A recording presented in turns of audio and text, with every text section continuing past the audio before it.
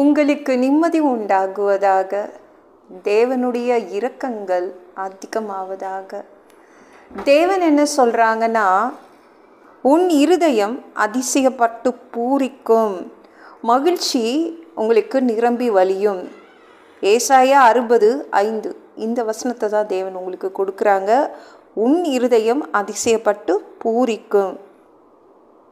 தேவன் அதிசயம் செய்ய போகிறாரு. அதனால் உங்கள் இருதயம் மகிழ்ச்சியால் நிரம்பி வழியும். சந்தோஷமே இல்லைங்க, அப்பேற்பட்ட வாழ்க்கையெல்லாம் நான் வாழலைங்க. மகிழ்ச்சி நிரம்பி வழிகிற மாதிரி ஒரு வாழ்க்கைலாம் என்கிட்ட இல்லை.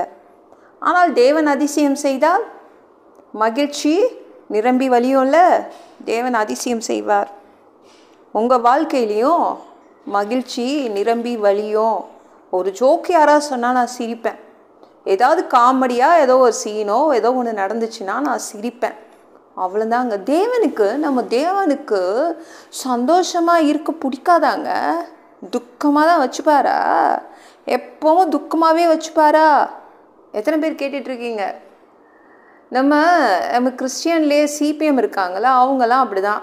எந்த ஃபங்க்ஷனும் போக மாட்டாங்க. பரிசுத்த குறைச்சல் வந்துருவோன்னு நினைப்பாங்க. எந்த மேரேஜ்க்கும் போக மாட்டாங்க இல்லை.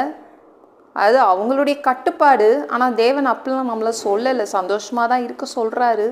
உங்களுக்கும் சந்தோஷத்தை கொடுப்பாரு, துக்கமாக இருக்க ஒன்றும் சொல்லலைங்க. ஓகேங்களா? நீங்கள் கவலைப்படாதீங்க. ஏசு ஒன்றும் உங்களை துக்கமாக இருக்க சொல்லலை.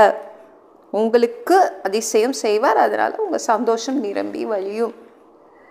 அடிமைகள்னால் உங்களுக்கே தெரியும், அவங்களுக்கு லீவ் இருக்காது, அவங்களுக்கு சம்பளம் இருக்காது, அவங்களுக்கு நேரங்காலம் தெரியாமல் வேலை வாங்குவாங்க. அதுதான் அடிமைங்க. தேவன் என்ன பண்ணார்? அதிசயம் பண்ணி அவங்கள விடுதலை பண்ணி எங்கே கூட்டிகிட்டு போனார்? ஏன்னா அவங்க ஒரு நாளும் எங்கேயும் சுற்றி பார்க்க போனதில்லை. நேராக செங்கடல் பீச்சுங்க. நம்ம லீவ் விட்டா அடையார் பீச் போவோம், இல்லை மெரினா பீச் போவோம். இவங்க என்ன பண்ணாங்க? தேவன் விடுதலை பண்ணிவிட்டு நேராக எங்கே கொண்டு போனார்? செங்கடல் பீச் கொண்டு போய் விட்டார். பார்க்கட்டும், என் பிள்ளைங்க பார்க்கட்டும் அப்படின்னு. அடுத்தது என்ன பண்ணார்? செங்கடலில் பாதை போட்டு நடக்க வச்சுட்டார். அப்படியே சந்தோஷத்தை கொடுத்தாரு தேவன்.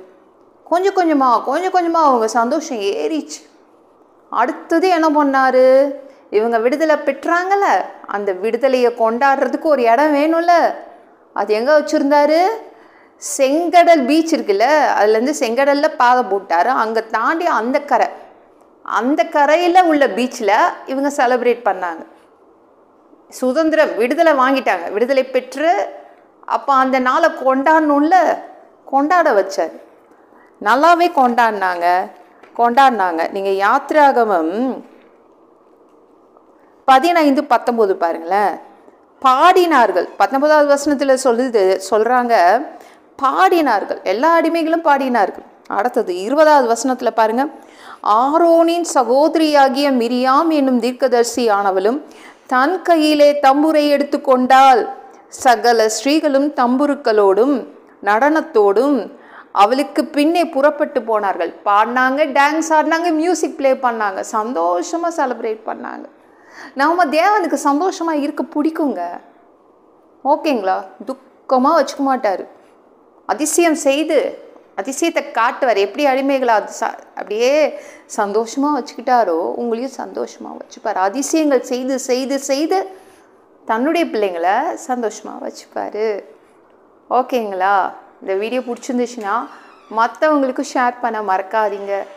கர்த்தர் தாமே உங்களை ஆசீர்வதிப்பாராக.